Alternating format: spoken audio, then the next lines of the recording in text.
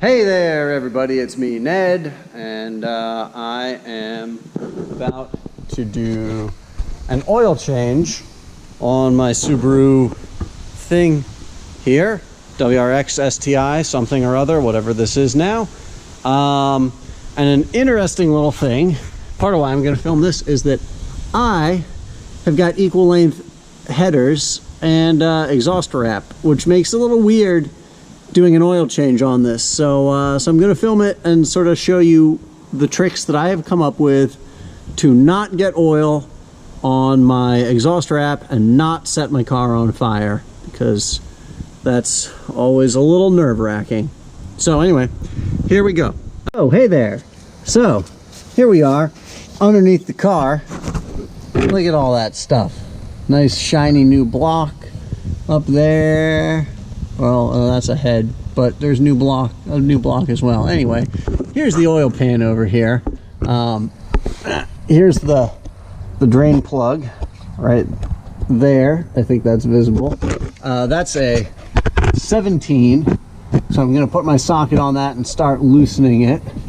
The other thing I'm going to do, so because I have heat wrap on my headers here, I think ideally I would wrap them in tin foil, but I've been too busy to pick up tin foil, and I really just want to get this oil change done. So I am gonna wrap a plastic trash bag around them right over here to make sure that I don't get oil soaked into this heat wrap. It's hot, but like, you know, I can keep my hand on it right now, so the plastic shouldn't melt to it. Should be okay, I think, with it.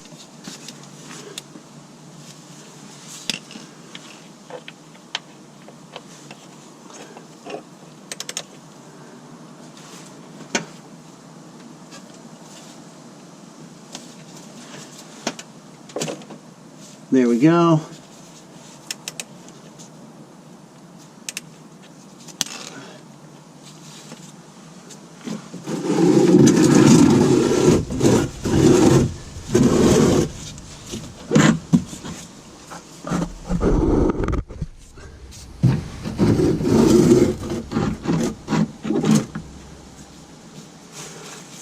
Position that guy there, and now I'm gonna try to worm this plastic all up and into place here.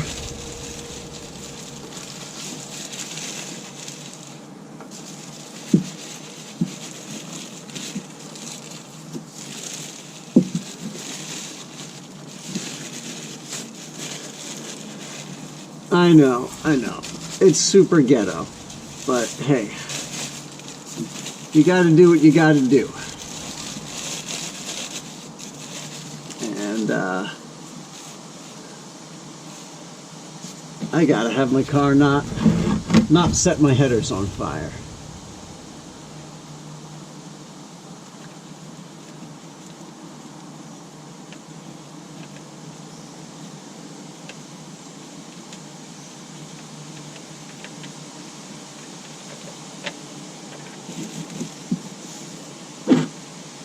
There we go.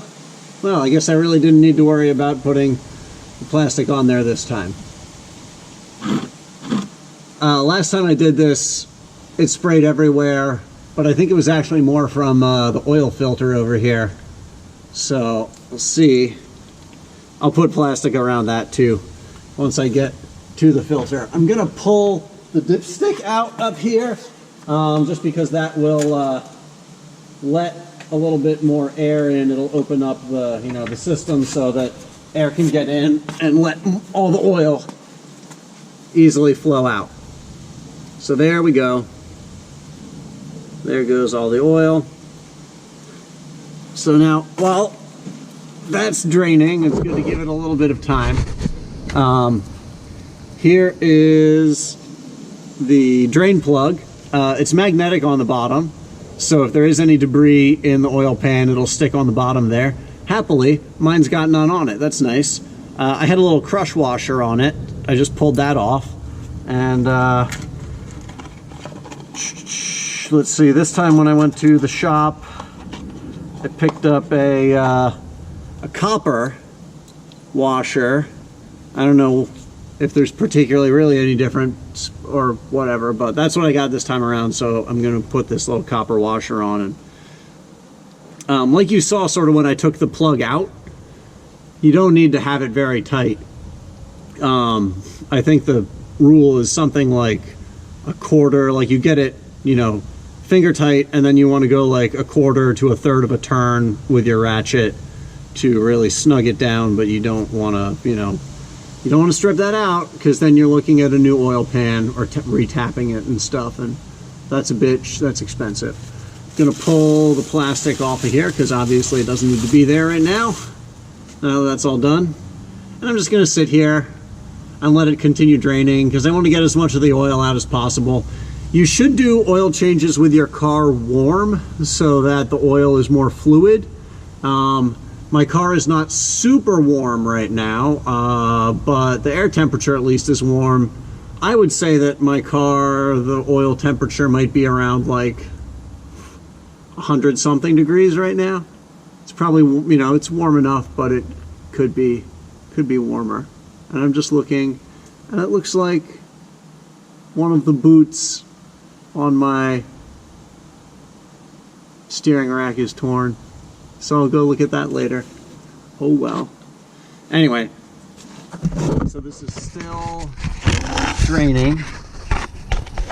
Still slowly draining. I'm just gonna hang out. I've already started to loosen the oil filter.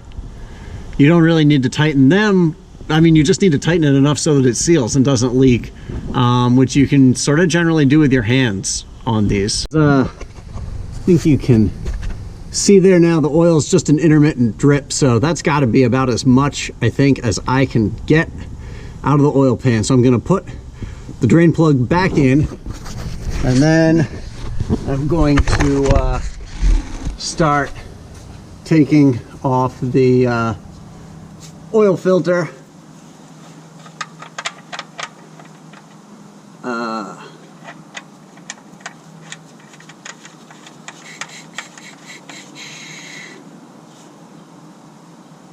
There we go.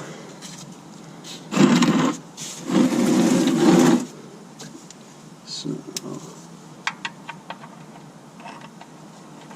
I'm gonna try and get a bunch of plastic up onto here.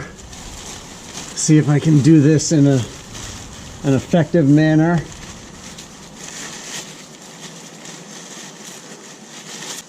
The last oil change that I did on this car, I did actually set the exhaust manifold on fire. I was doing... God damn it, sorry. I was doing a TGV delete at the same time, and got a bunch of oil onto the exhaust wrap, and then tried to clean it off, sprayed it down with brake clean and stuff like that, but eventually later on, after I started the car up and took it out for a test drive, definitely set it on fire. There were flames coming from the exhaust manifold. Luckily it just burned itself out, but you know, I don't want to take any chances if I can avoid it. So we'll see how this works. All right, that looks pretty good, right? Right? All right, instead of messing around with that, I just went and got fresh gloves. There, and now I can turn it. I'm gonna definitely get this glove covered in oil when I pull the filter off, but I got two fresh gloves, so I can use the other glove now to put the other one on and get a good purchase on it. There we go. See, this is where all that oil dripping everywhere, that would definitely have gotten all over my my heat wrap, and then I would have had to spend a whole ton of time spraying brake clean on it and blah blah blah, and probably set it on fire anyway later on. So I'm glad I put plastic wrap on this. Like I said earlier, probably be even more ideal to just use tin foil on here, but this seems to work fine. You just don't want to do this when your exhaust manifold is hot, because then the plastic will melt to it, and then that will catch on fire, and you will have set it on fire despite all your you know, whatever best efforts. Hoisted, let me turn you around for this. Hoisted by your own petard would be the expression. Oh, here, let me turn my light on so you can see more of what's going on, all the excitement here. I'm just gonna wait until it has drained a little bit more, and then I'm gonna put the new filter on. I'm gonna turn you off because, you know, why watch this? Why draw this why make this film, this clip so stupidly long when it doesn't have to be? I mean, there's no point to watching this, so I should just turn the camera off and then come back to it later on. Actually, looks like that's probably about good now. Okay, haha, I just talked long enough. Okay, new filter. So very gently, very gingerly, because this thing is full of oil now. I'm going to get it up in there. I can't actually see from where I am to see where the, there we go, where it screws onto, but I believe that's it. Yeah.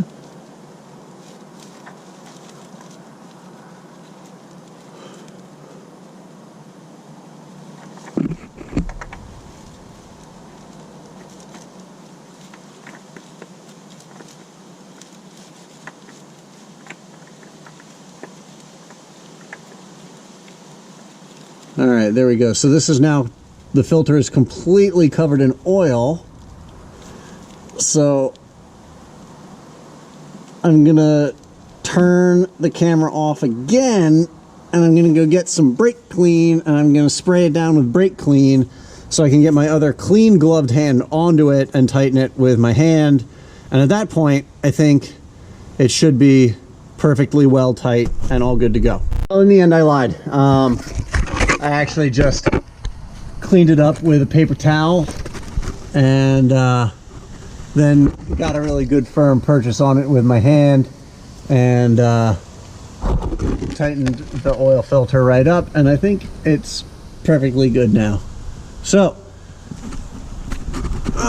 okay, next thing here is putting oil back in the car.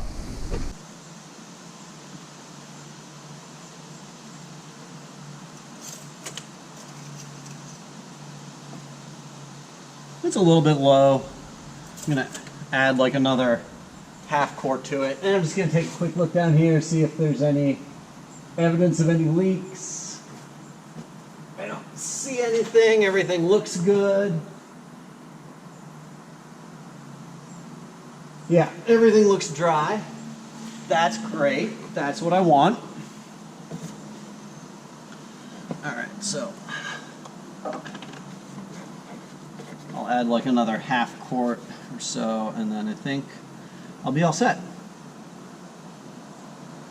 Changing your oil regularly is just one of the most important things that you should do with a motor, particularly something like this that's a pretty high performance, turbocharged. You know, I mean, this is a built motor. This is an aftermarket forged piston, you know, all kinds of stuff. Engine, so changing the oil regularly, particularly because on the off chance that like the piston rings, if I'm driving it and the piston rings haven't warmed up or something like that, and like more gasoline can hypothetically get pushed past them into the oil, and eventually if there's enough gasoline in the oil will not function as oil as well, and can shorten the life of your engine. So changing your oil regularly, changing it often on a built motor like this is pretty important. Very, very cheap insurance. I'm going to start it up and check the oil level again. See how it is now. I'm going to start cleaning up the oil that I spilled on the floor.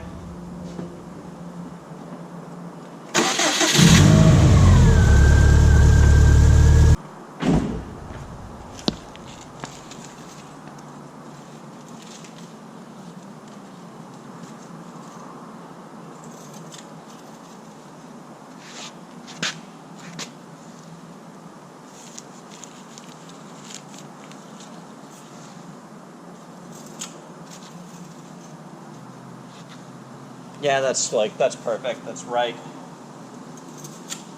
Right on full. So great. That's it. That's the whole thing. So all right, so that's the entire process. I highly encourage you to change your own oil because it's pretty easy. And if you save a bunch of money by changing your own oil, then it's easier to justify the expense or afford getting better oil and changing the oil slightly more often, which you really should be doing if you drive a car like this, because the car needs it. Like, that's just good car ownership and maintenance. It's easy. Do it. And you can generally, so I'm going to pour the oil out of that catch pan. I'm going to pour it into that empty old container there, and then I'm just going to take it over to like AutoZone, and most of those places will take old oil like this for free and dispose of it, dump it into one of their heaters and burn it. So you don't really even have to worry about like what you're going to do with it. That's it. Have a great afternoon.